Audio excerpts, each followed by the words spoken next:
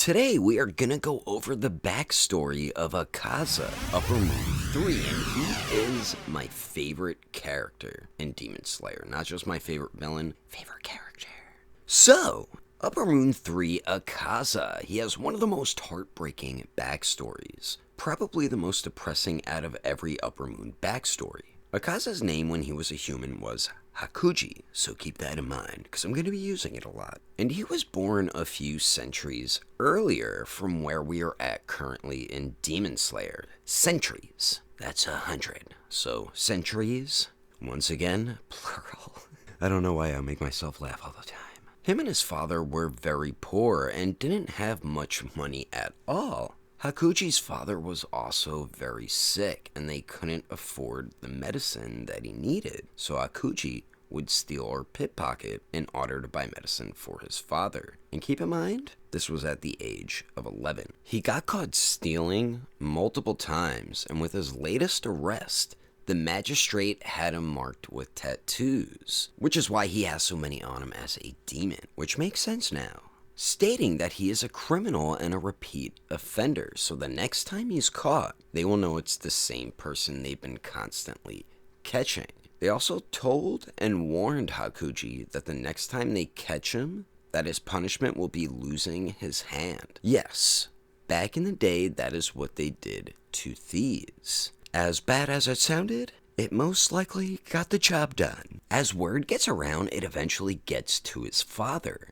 Ashamed by what his son had to do in order to take care of him, his sick father, he ends up taking his own life by himself to relieve the burden onto his son, so he doesn't have to steal again for his sake. Hakuji's father did write him a letter saying he didn't want him to get medicine in an illegal way and didn't want him ruining his life from stealing. Hoping that his son would stop heading down the wrong path, he apologized for being a burden and that now he is free of that responsibility and can live an honest life without having to steal anything anymore. As Hakuji heads back home, not knowing what his father had done, a villager comes up to him and says what happened and that his father took his own life. He reads the letter from his father, and after Hakuji reads it, then sees his father hanging there, that made him furious. His father shouldn't have taken his own life, and Hakuji was so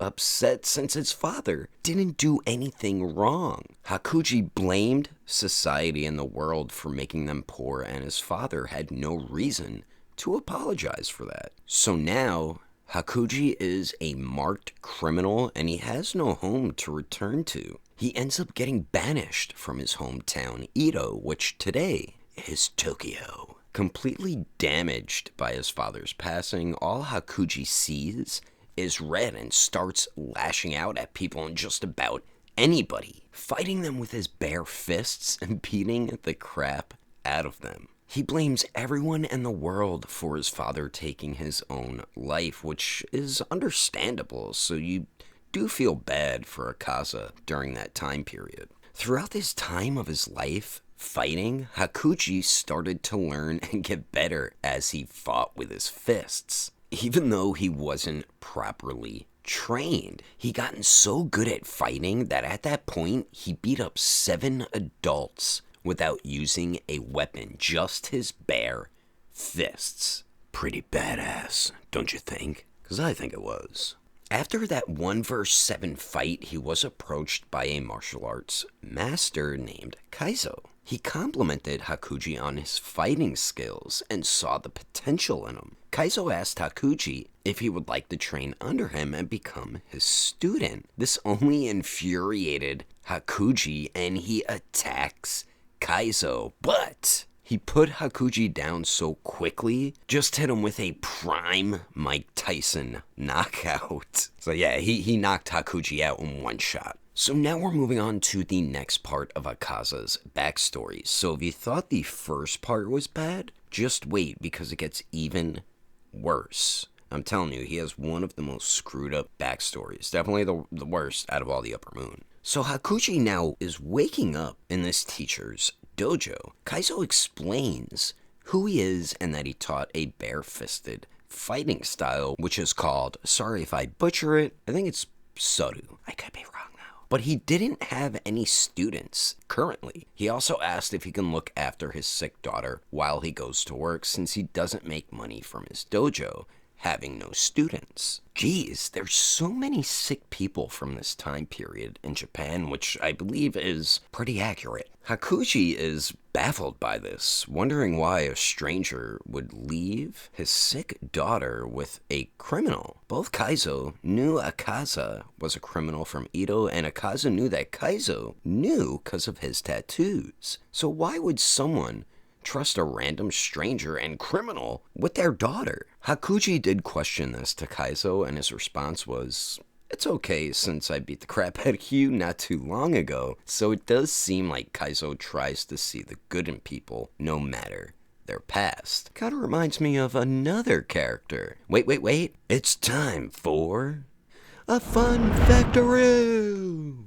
Did you know that Tanjiro reminds Akaza of his teacher, Kaizo? And as I just said, Kaizo seeing the good in people no matter how bad their past is, Tanjiro is the same way. Kaizo now takes Hakuji to meet his daughter, not too long after he starts taking care of her, and her name is Koyuki. She reminded him of his father in a way because she was always apologizing a lot, and from being sick she was extremely weak. Akaza had to help her change her clothes and carry her to places like the bathroom, and all of it was similar to how he used to take care of his father. With him and Koyuki spending a lot of time together, you can see they were developing feelings for one another. So as some years go by, Hakuji is now 18 years old, and Koyuki is now 16 years old. So Koyuki always used to be bedridden, but over time she started walking on her own, and her life was slowly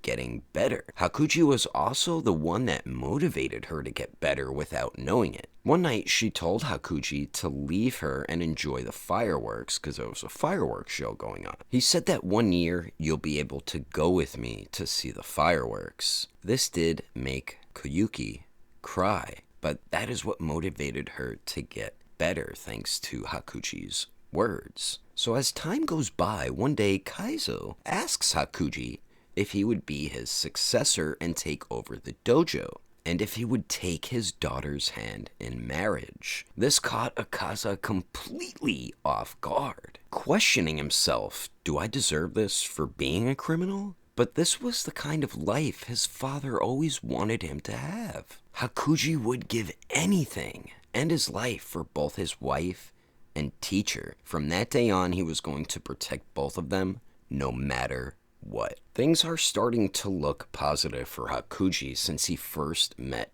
both Kaizo and his daughter Koyuki. One day, Hakuji went to visit his father's grave with such excitement to tell him that he's getting married and that life has been great. But meanwhile, the rival dojo next door, who wanted to beat Kaizo and Hakuji and take over their dojo because they never could beat them. Both Kaizo and Hakuji would always beat them in fights. So the sore loser rival dojo ended up poisoning their drinking well. Both Kaizo and Koyuki, not knowing this, drank from the well, succumbing to the poison and passing away. When Hakuji returned home, he found out what happened, and this just made him snap. He lost it. He was always too late to protect the people he loved. So now, blinded by rage, he heads over to the rival dojo. FYI, this is probably my favorite part to the backstory. As he approaches their dojo, he goes all out Donnie Yen style, like from the movie Legend of Shenzhen. And I'm talking about that very last fight scene. And if you've seen that movie, then you know what I'm talking about. And pictures and stuff should be popping up as well. But it is a badass scene. Hakuji attacked every member in that dojo, and he killed all 67 with his bare hands. Think about that.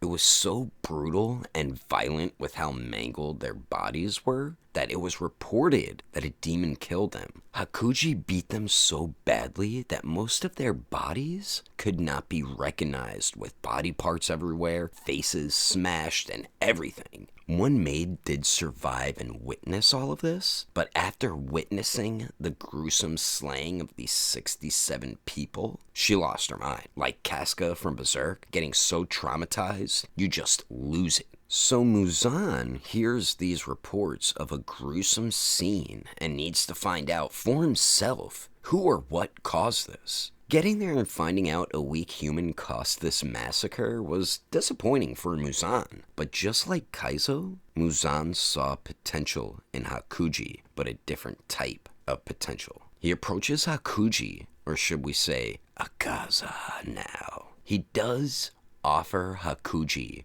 to become a demon. He does not respond, nor does he accept or deny the terms Muzan offered him. He pretty much just said he didn't care anymore. But he does attempt to attack Muzan, being easily overpowered because it's the Demon King. No way he was going to beat him. Muzan then forces his blood into Akaza, and this is when Akaza is born and turned into a demon. So the worst parts of Akaza's backstory have passed, but it's still not over. This is where it gets really, really sad. So now Akaza is a demon, but he loses all memories, but knows all he wants to do is get stronger and stronger. And the reason why he wants to get stronger is to protect the ones he loves. But as we know, once you turn into a demon, you lose your human memories. So Akaza doesn't know why he wants to get stronger. He just knows that he needs and wants to become stronger. Like, how sad is that? Now knowing the reason why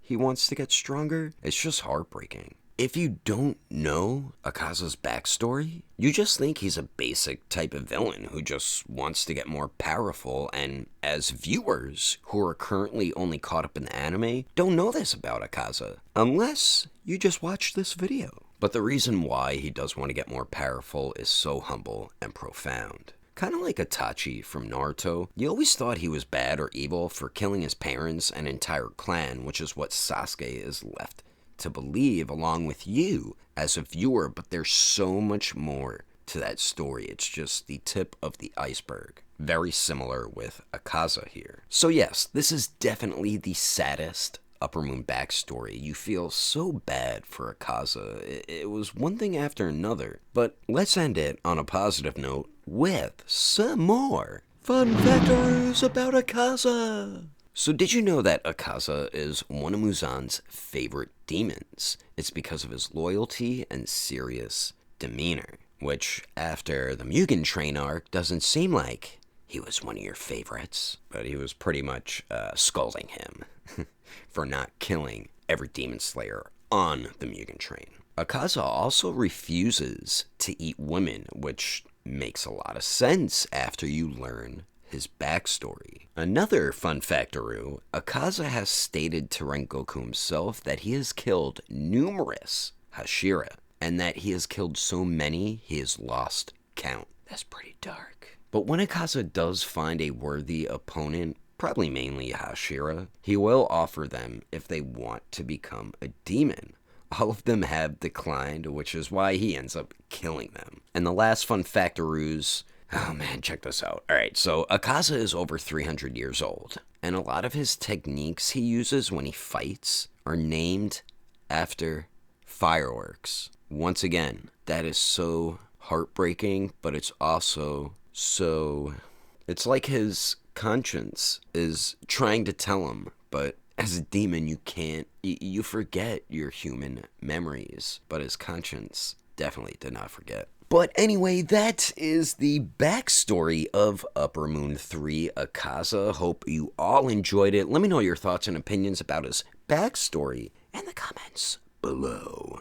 Like I said, I think he has probably just one of the worst backstories in Demon Slayer, period. He didn't just go through one traumatic experience, he went through a number of them. And even other Upper Moon and Hashira have not experienced stuff like that. So Akaza really isn't bad. Just when you turn into a demon, Muzan, it's like his blood and he manipulates you to become more evil, which is why Akaza is evil in Upper Moon 3. But he really, at heart and deep down, he really isn't a bad guy, which, like I said, makes this story even more heart-wrenching. You know what I mean? It's just like, God, you feel so bad for him. After this backstory and learning about Akaza, he is now my favorite character from Demon Slayer. He has one of the best he has one of the best, or the best story in Demon Slayer. Really does. I love his backstory, and I know a lot of people do as well. But anyway, thanks for watching. And don't forget, I will catch you on the next episode of Daredevil 19. And if you did like the video, feel free to give it a thumbs up. That really does help out the channel a lot. Same with commenting. And if you enjoy the content,